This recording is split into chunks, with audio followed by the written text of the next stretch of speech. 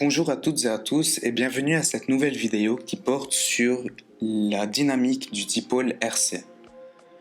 Pour rappel, pour qu'il y ait un courant électrique, il faut qu'il y ait des porteurs de charge.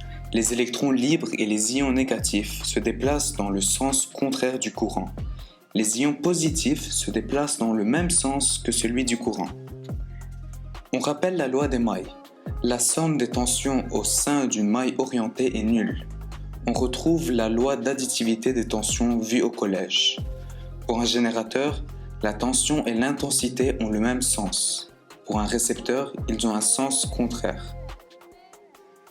Donc si on trace un schéma, avec ici notre générateur de tension E et deux récepteurs, D1 et D2, de tension U1 et U2, et bien leur tension sera du sens opposé que la tension du générateur, qu'on appelle tension à vide, de la source idéale.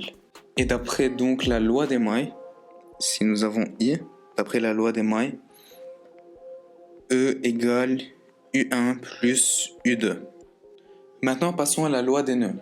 La somme des intensités des courants qui arrivent à un nœud d'un circuit est égale à la somme des intensités de courant qui en repartent. Cette loi correspond à la loi d'additivité des intensités dans un circuit en dérivation ou un circuit en série, on parle de loi d'unicité dans ce cas. Maintenant passons à la relation entre puissance et énergie.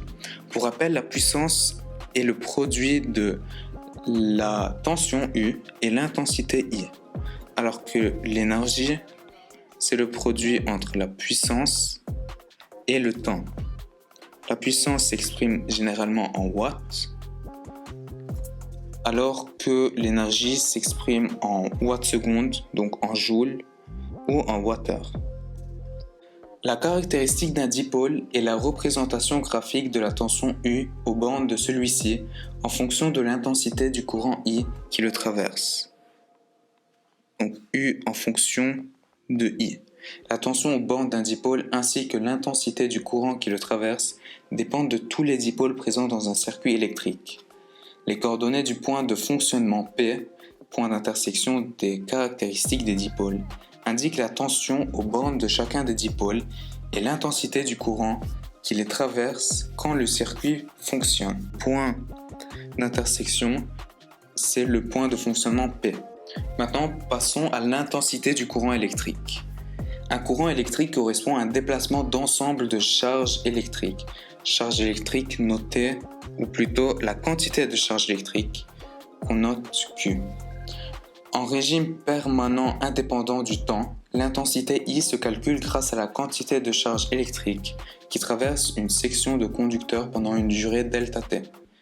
Donc indépendamment du temps, nous avons I qui est égal à Q sur ΔT. En régime variable, c'est-à-dire dépendant du temps, l'intensité du courant électrique varie. La définition précédente reste valable en faisant tendre la durée ΔT vers 0. Pendant une durée infiniment courte, dt, une charge électrique infiniment petite, notée alors dq, traverse une section de conducteur. On a donc I égale dq sur dt. Quel que soit le régime de fonctionnement du circuit, l'intensité du courant électrique est un débit de charge électrique. Pour une portion de conducteur électrique, l'intensité du courant est la dérivée de la charge électrique par rapport au temps. Maintenant, parlons du condensateur. Dans de nombreux dispositifs électroniques, on trouve des condensateurs de forme et de taille différentes, caractérisés par une capacité C et une tension maximale de fonctionnement. Les condensateurs sont composés de deux surfaces conductrices placées face à face et séparées par un matériau isolant appelé diélectrique. Donc nous avons deux armatures ou deux surfaces qui sont conductrices séparées par un isolant. Ces surfaces sont appelées les armatures du condensateur. Donc ceci sont les armatures. Il est peu judicieux d'utiliser un condensateur à la place d'une pile car il restitue l'énergie stockée très rapidement et ne pourrait pas permettre de faire fonctionner un circuit électrique dans la durée. Un condensateur peut par contre être utilisé pour restituer une grande quantité d'énergie en très peu de temps. Aussi, il est à noter que certains accéléromètres sont composés d'une partie mobile qui peut se déplacer par rapport au support le long de l'axe de mesure XX'.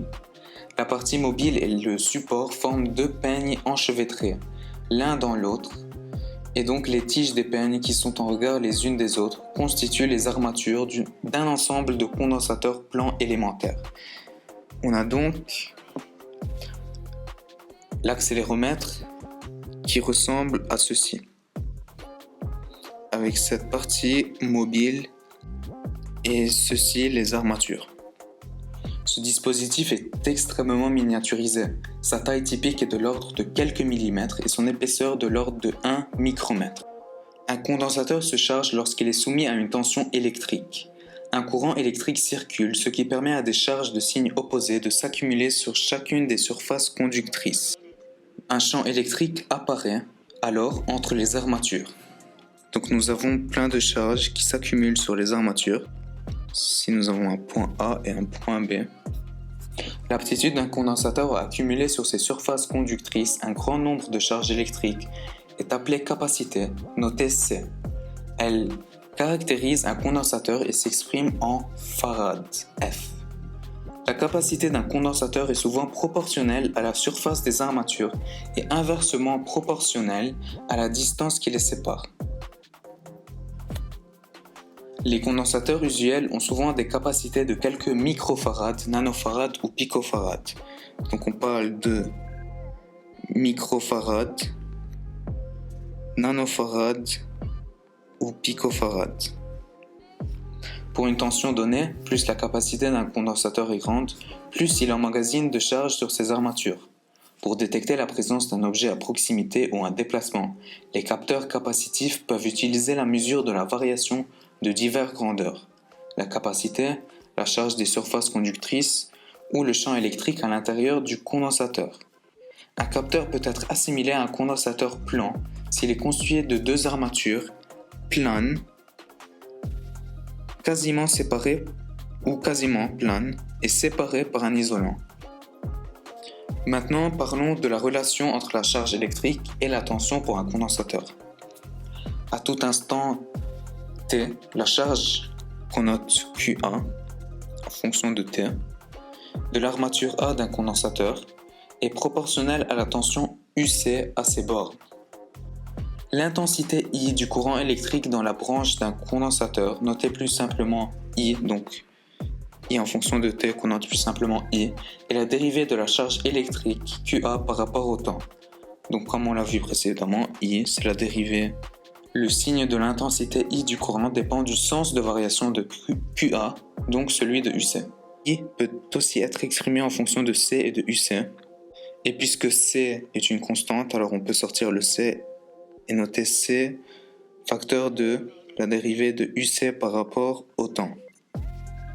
Lorsque le condensateur initialement déchargé devient chargé, l'intensité du courant dans le circuit est nulle. La tension est liée à l'existence d'un champ électrique. En régime continu, la tension est une différence de potentiel électrique. Parlons enfin du modèle du circuit RC en série.